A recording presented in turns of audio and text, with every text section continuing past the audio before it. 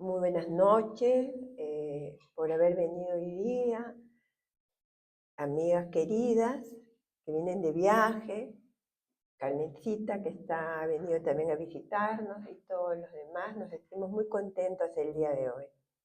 Bueno, la conferencia de hoy se llama Juana y Jesús, una historia de amor. Este libro fue escrito por Divaldo Pereira Franco. Le hacían preguntas sobre Juana o Joana de Ángeles y él iba respondiendo, pero lo hizo César Braga Said. Toda la conferencia es de este libro y en la otra foto podemos ver las vidas de Joana de Ángeles, pero solo vamos a hablar de Juana de Cusa, que fue la primera vez que vio a Jesús y hizo una historia de amor. Yo quisiera que todos prestemos atención para todos tener una historia de amor con Jesús personal, porque todos tenemos enfermedades, sufrimientos, situaciones, cómo ella logró superarlo, igual que lo vamos a superar nosotros en esta encarnación. Entonces vamos a empezar. Ella es Juana o Joana de Ángeles, Divaldo y el tío Nilsson. Divaldo Franco, quien creció bajo la inspiración de este espíritu amigo, porque sabemos que Joana ha sido su mentora en toda su encarnación hasta que partió y seguramente lo recibió en el mundo espiritual. Pero Juana también puede crecer, porque ella también es un espíritu que evoluciona a partir de los esfuerzos terrenos de Divaldo y Nilsson, el amigo incansable y leal, porque ellos dos tuvieron la tarea de fundar la mansión de Camino, juntos. Y esto se trata, esta amistad de ellos, porque a veces uno dice, qué afín soy con fulano, qué afín soy con mengano, una amiga, un papá, una hermana. Son vínculos espirituales que nacen en la noche de los tiempos y que dio lugar a una fructífera y fértil colaboración del siglo XX.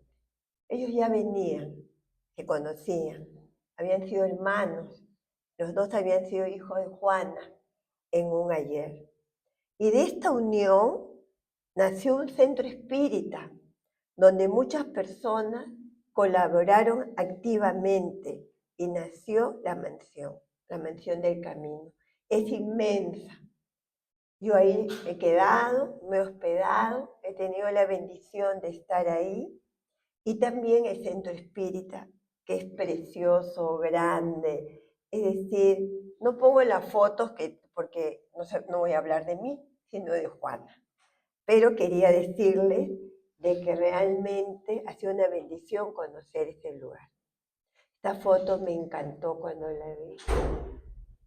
Juana, Divaldo, Nilsson y Juana nos traen de vuelta a esa atmósfera del cristianismo primitivo.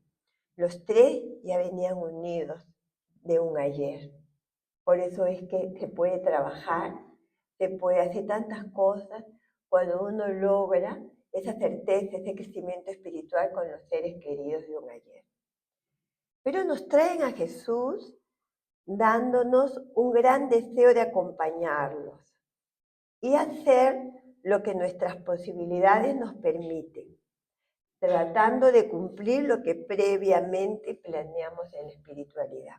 Ellos tres planearon trabajar juntos, hacer la mansión del camino, ver los niños, pero nosotros también, cuando hemos estado en el mundo espiritual, también tenemos la posibilidad de ver a Jesús o a los mentores que nos hacen un plan para nuestro trabajo. No es de casualidad que estamos todos acá en Joana de Ángeles, que este año cumplimos 20 años, yo sé de paso, orgullosa del trabajo en el bien.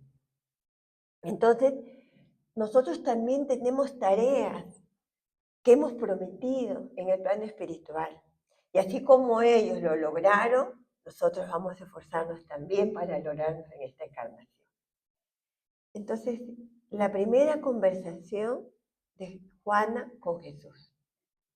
Y acá nos van explicando, el autor espiritual Humberto de Campos nos relata. que Juana tenía problemas en la relación con su esposo, el intendente de Cusa, y que este era un alto funcionario de Herodes Antipas, quien a su vez era hijo de Herodes el Grande. Esto fue 73 antes de Cristo hasta 4 después de Cristo. Entonces ya aquí nos dicen que Juana sufría en su matrimonio. En su matrimonio ella no era feliz, a pesar que su esposo tenía mucho dinero, era un alto funcionario, ella vivía bien, pero no era feliz. ¿Qué nos quiere decir esto? Que el dinero no da la felicidad. Por lo tanto, él es quien encarcela y manda decapitar a Juan el Bautista por petición de Salomé, hija de Herodías, con quien estaba casado. No estoy hablando de Herodes el Grande, por si acaso. Entonces, como siempre se hace referencia de la época que se vivía, quién gobernaba, nos están explicando que Herodes Antipas es el que mandó a decapitar a Juan el Bautista por petición de Salomé. ¿Quién era Salomé? Era la hija de Herodías con quien estaba casado. Miren toda la trama de que se vive ya en esa época. Entonces, vamos a ver la conversación de Juana con Jesús. Juana se sentía deseosa de revisar valores y encontrar algo que diera sentido a su vida. Se sentía vacía, no era feliz, sentía que algo le faltaba. Su corazón sufría y ella deseaba su propia transformación. Ya ella estaba buscando su felicidad espiritual. Quería consuelo, para consuelo o ayuda para entenderse con su esposo difícil y pusilánime. Y me acuerdo que Divaldo en muchas conferencias usaba con las personas inferiores la palabra pusilánime. Juana vivió luchas, lágrimas, sonrisas y sacrificios. Porque de verdad que ella quería entender a su esposo. Y esa dificultad, esa carga la hacía infeliz en su hogar. Pero también quería superarla, porque ya vemos que ella ya tenía su evolución espiritual. Estaba buscando algo más. Entonces vamos a ver cómo era la mujer en la Roma imperial. En Roma, porque ella vivió esa época, Juana, como cualquier mujer romana, se consideraba un ser inferior para los romanos, porque la visión de la historia era legitimada por el universo masculino. En la infancia, la mujer estaba bajo la tutela de sus padres. En la adolescencia, debió obediencia a su marido a partir de los 12 años, porque a esa edad ya está apta para casarse. Yo me pongo a pensar, una criaturita casarse, ¿no? Pero bueno, es así esa vida y esa época. Pero los hombres podían hacer a partir de los 14 años. O sea, también eran unos niños, pero así era la ley y así era el matrimonio en esa época. O sea, la mujer jamás se liberaba, porque cuando enviudaba, la mujer seguía en condición de subordinada, porque debía obedecer a los hijos, a los suegros y a otros parientes. Pobrecita, cómo no va a sufrir Juana, encima con un marido difícil, todo lo que le esperaba. Terrible, pero las mujeres se adaptaban, porque esa era la costumbre de la época, ¿no es cierto? Entonces vamos a ver cómo era la vida de Juana y su esposo. Narra Emmanuel en el libro Hace 2000 años, que Poncio Pilatos, el mismo que se lava las manos en el episodio de la crucifixión con Jesús, ¿se acuerdan? Fue procurador romano de Judea. Recibe la invitación de Cusa para ir a la ciudad de Cafarnaúm, que quedaba en Galilea. Y recuerden que también narra Emanuel que él que coqueteaba con la esposa de, ¿cómo se llama? El de hace 2000 años, Lidia. Él quería enamorar a Lidia y Lidia, que era una persona correcta, no aceptaba.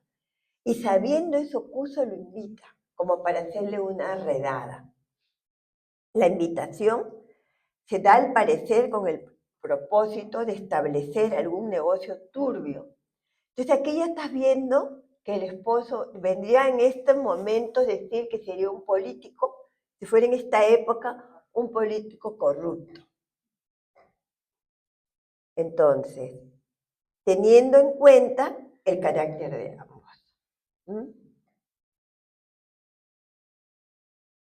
Cusa tenía una personalidad dudosa. No debía ser fácil ser su esposa. No, debe ser difícil. Él agradaba a los romanos y también a los judíos. O sea, tenía doble moral. En un intento de ganarse el favor de ambas partes y así disfrutar de una vida fácil y rentable. Entonces, él se guiaba por el dinero.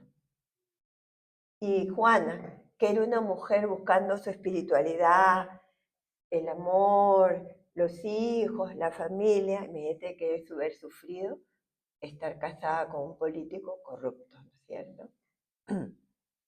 La dificultad de vivir con alguien de esa naturaleza trajo numerosos padecimientos a Juana, porque ella se daba cuenta. Porque hay dos clases de personas, mujeres que cierran los ojos y siguen para adelante, y otra, y porque cierran los ojos porque le conviene, y otra que sí se da cuenta y busca el ayuda, el cambio de su pareja, ¿no? Entonces, la dificultad de vivir con alguien como él le trajo numerosos padecimientos a Juana. Y lo más probable es que después de escuchar el Evangelio de Jesús, hecha por el dulce rabí, haya experimentado consuelo y al mismo tiempo el recrudecimiento de sus conflictos, teniendo en cuenta lo que proponía la moral evangélica. Entonces acá ya está la apertura de conciencia de ella, que él hablaba del evangelio, de la moral, del amor, y ella pensaba, yo sufro por mi esposo porque es así, así, así, terrible para ella, ¿no es cierto? Divaldo Franco relata, él nos explica que el matrimonio de Juana era una expiación, como muchos matrimonios que hay en la tierra, una situación de rescate en función de las deudas contraídas en existencia pasada junto a ese espíritu. Juana, en otras existencias, se equivocó y entonces ahora venía ese matrimonio expiatorio para su crecimiento espiritual. Juana de Cus estaba en una relación de rescate, porque a veces uno dice, hay expiación, sufrimiento. No. Y acá nos lo explica Divaldo de una manera más bonita.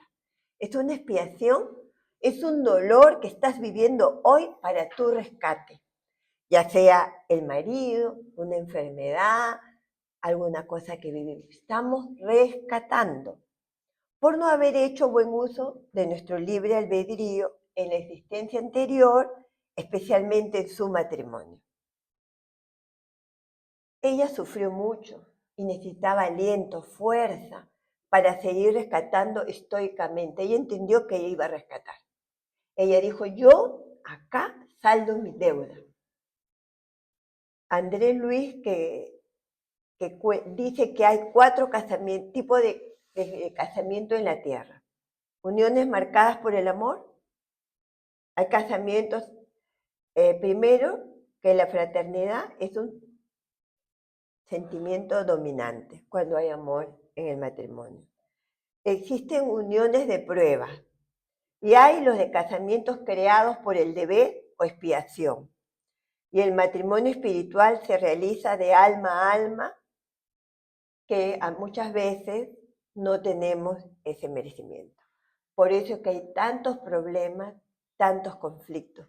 Cuando hay una expiación, así sucede. Entonces, ellos vivían en Jerusalén y camino a Cafarnaúm, la esclava percibe la expresión triste de Juana y como vivía con ella, sabía perfectamente lo que ella sufría.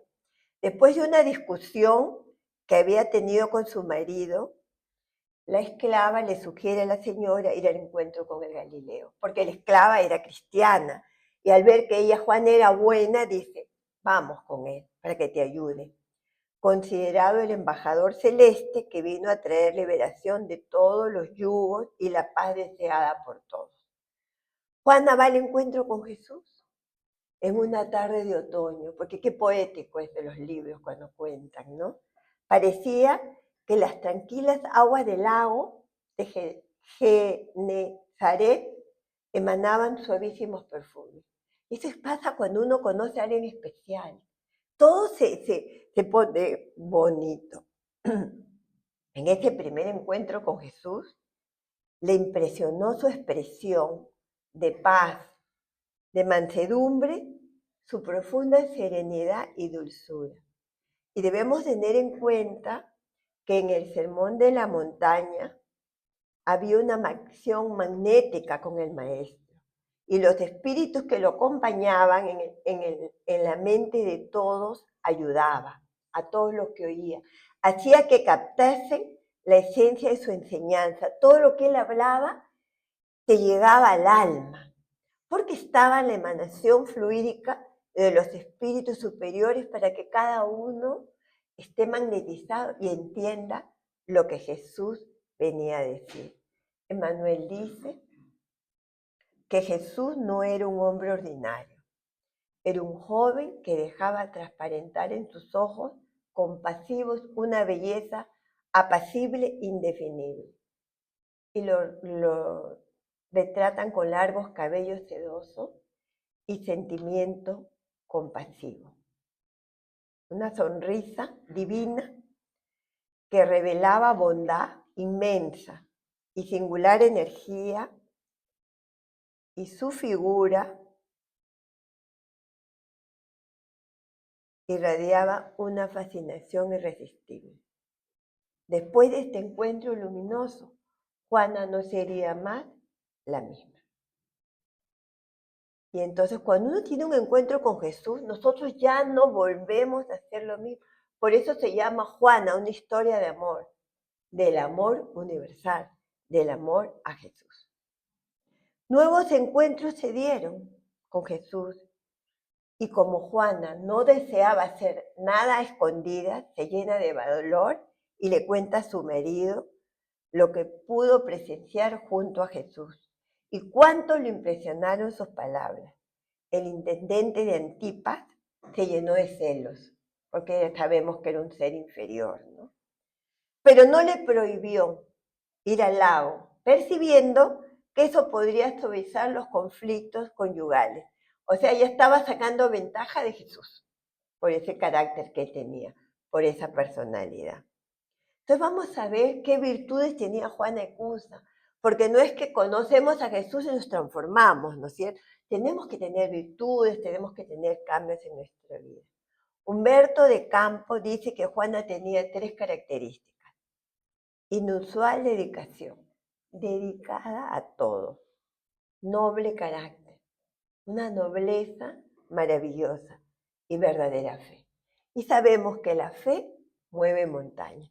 Si tú tienes fe que vas a sanar, tienes fe que vas a solucionar este conflicto, y tú tienes fe que todo va a salir bien, así será. Porque así es la fe. ¿Qué cambió en Juana después del encuentro con Jesús? Porque ella ya no volvió a ser la misma.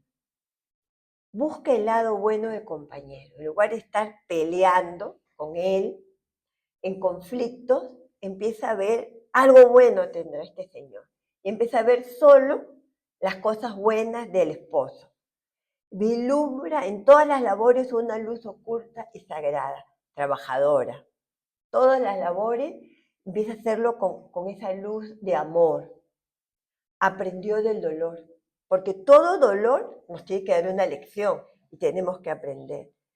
Se dedicó a los hijos de otras madres, no solo a las suyas, a los dos que tenía, que en ese entonces era el tío Nilso y Divaldo, sino a todos, de sus esclavas, con todos. Se ocupó de las labores subalternas para que los niños tuviesen pan, o sea, la caridad andante. Desarrolló la serenidad y la resignación. Cuando uno tiene serenidad y resignación, todos los problemas pasan, como con mantequilla, uno los acepta. Se hizo valiente y fiel. Hay que tener valentía y coraje para superar todo ese matrimonio desastroso que ella tenía. Amplió su comprensión de Dios, se hizo más fiel a Dios y aprovechó las pocas oportunidades para desarrollar el embrión vacilante de sus virtudes. Y finalmente desarrolló una energía sincera. Mira cuántos cambios que nosotros podemos hacerlo. No sé si podamos hacer en esta encarnación los 10, no sé si nos alcance el tiempo, pero algo tenemos que cambiar.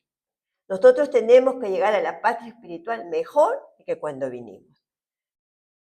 Juana se mantuvo firme a pesar del sufrimiento. No buscó aventuras extramatrimoniales, que muchos matrimonios lo hacen, sin desertar del compromiso con la propia conciencia en este reajuste. Tenía una conciencia que ella en esta encarnación iba a superar esto.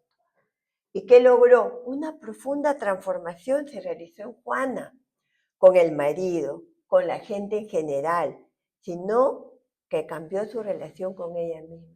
Porque el trabajo es con nosotros, y después ya el esposo, las esclavas, la caridad, y todo, pero primero tenemos que transformarnos nosotros. Entonces dicen que después de la sugerencia de Jesús, ella vio a su esposo como un niño. Y cuando tú ves a alguien que te hace daño como un niño, comprendes que es un niño caprichoso, un niño malcriado, un niño que se endeuda, un niño con corrupciones. Y no perdió más el tiempo en disputas infantiles, porque cuando nos ponemos a pelear, sale nuestra parte infantil, manteniéndose noble e incumplible de esa relación. Cumplió todos los días de su vida, pero para tomar esa decisión, qué coraje que hay que tener realmente. Pero ¿qué sucedió con el marido de Cusa? Vivaldo nos explica que en Roma perdió todo, se quedó quebrado, desencarnó. Porque claro, a él le gustaba el dinero y todo perdió, hizo malos negocios, estaba con uno y con otro, en algún momento fracasa. Él desencarnó. Pero ella estaba en su casa cuidando de sus dos hijos y tuvo que ir a trabajar después que él desencarnó con el fin de preservar a la familia, porque perdió casi todo por el despilfarro de él. Entonces a veces nos tocan maridos que no tienen cabeza para los negocios, para las cosas, pierden todo y después ¿qué se hace?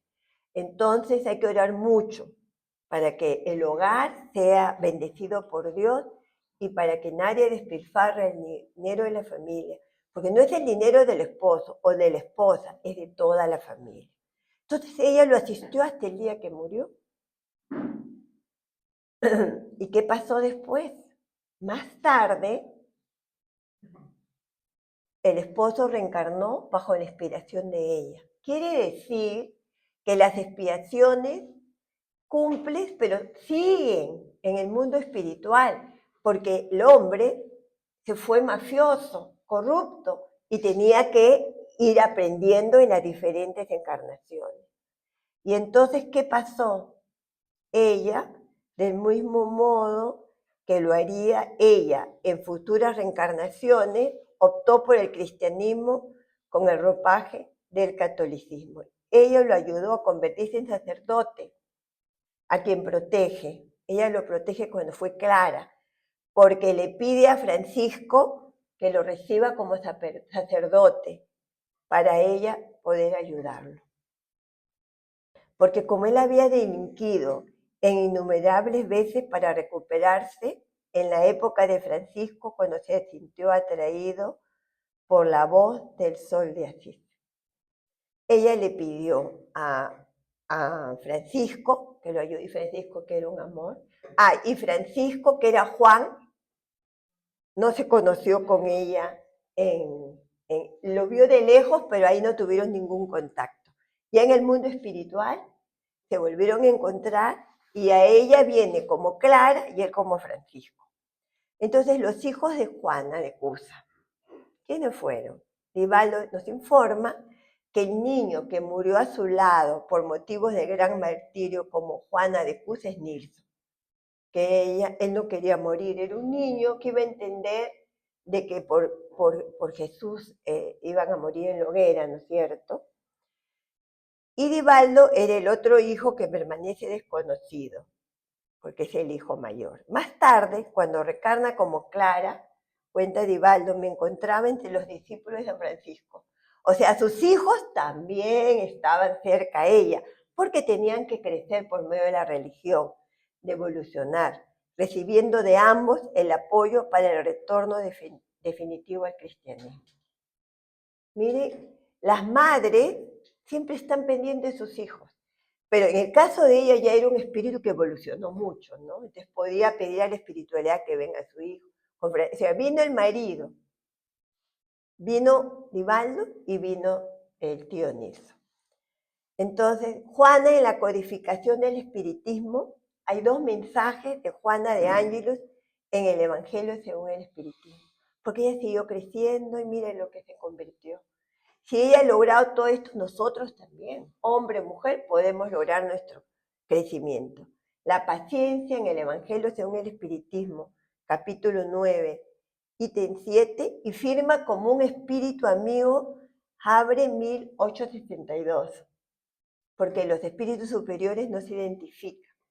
Y se le dará a aquel que tiene el Evangelio según el Espiritismo, capítulo 18, ítem 15, un espíritu amigo, Bordeaux, 1862. Entonces, mis queridos hermanos, esta es la vida de Juana de Cusa y es un ejemplo para nosotros tener las cualidades de ella, el coraje, el que tiene un marido difícil. Espero que nadie tenga un marido estafador, pero puede ser que haga malos negocios, en la economía, puede ser infiel, puede ser un marido maravilloso, pero podemos tener un padre, una madre difícil, un hijo. Son las expiaciones y nos reunimos por lazos familiares. Lo que nos toca, nosotros lo tenemos que superar, porque una vez que lleguemos al mundo espiritual y veamos a ese papá difícil que nos tocó, pero que fue un hijo que nosotros no educamos, que abandonamos, ay, no daremos cuenta. Entonces, en las próximas encarnaciones, ¿qué haremos? Pediremos a los espíritus amigos que estén cerca de nosotros para ayudar. O sea, no, esos que uno dice, ay, esta es la última encarnación, este hombre difícil, ya no lo quiero ver, ¿cuánta gente dice? No es así. Porque nosotros no entendemos los lazos de vidas pasadas. Y por último, las vidas de Juana de Ángeles, así para que sepan que lo va a dar Juan Berríos ahora el 9 de agosto, que tenemos en un hotel, toda una tarde de 4 conferencistas que nos visitarán. Fue Juan de Cusa, que hemos hablado el día de hoy, fue Clara de Asís, que vino con Francisco, fue Sor Juana Inés de la Cruz, que nació en México, que también conocí ese lugar. He ido a Asís, he ido a México, he ido a Brasil, siguiendo su trayectoria de vida, de la admiración y el amor que le tenemos a ella para que nosotros también nos transformemos. Y finalmente, Juana Angélica de la Cruz, que nació en ella. Pero yo quiero contar una cosa chiquitita, que Divaldo yo una vez conversé con él y que también en este libro lo menciona. Dicen que la relación de ella con Francisco en el mundo espiritual, ¿cómo es? Juana de Ángeles reserva los días domingo para visitar a Francisco de Asís. en la esfera superior. Todos los domingos, bueno, ahora ya desencarnó Rivaldo, están todos en el mundo espiritual. Pero mientras ella tenía esa labor en la tierra, ella los domingos tenía el permiso para ir a ver a Francisco. Francisco es su más superior, ¿no es cierto? Y es como abrir un canal entre nosotros, entre la tierra y el mundo espiritual. ¿Y qué sucede cuando ella se va los domingos? La espiritualidad asigna amigos espirituales para reemplazarla. Miren, qué bonito. Es el día que ella se abastece de la energía para desintoxicarse de los fluidos nocivos de la convivencia con nosotros. Es sacrificio, ¿eh? De ella. Nuestros guías para defendernos, para protegernos, casi se humanizan y necesitan de vez en cuando también respirar otros aires y tener contactos beneficiosos con el fin de que de desintoxicarse, de estar bien, de tener fuerzas para seguir en la lucha. ¿Qué es lo que yo veo siempre en mi caso? Para mí los congresos, los viajes para mí son todos espirituales. Yo no puedo ir a pasear, o un poco, ¿no? Pero no tanto. Yo cuando voy a un congreso siento eso, que me nutro, que aprendo, que la energía es maravillosa, porque dime con quién andas y veremos quién nos acompaña. Entonces, mis queridos hermanos, espero que esta conferencia les haya agradado, pero finalmente quiero pedir que oremos por la paz del mundo. Estamos viviendo momentos muy difíciles, de guerra por acá, de guerra más allá, de corrupción en un país, de corrupción en otro, y si las noticias, presidenta encarcelada en su balcón de su casa. Es decir, es increíble todo lo que estamos viviendo. Y me parece que podemos colaborar con el mundo espiritual orando por la paz del mundo, sin criticar a nadie, porque cada uno responderá ante las leyes divinas. Mucha paz y muchas gracias.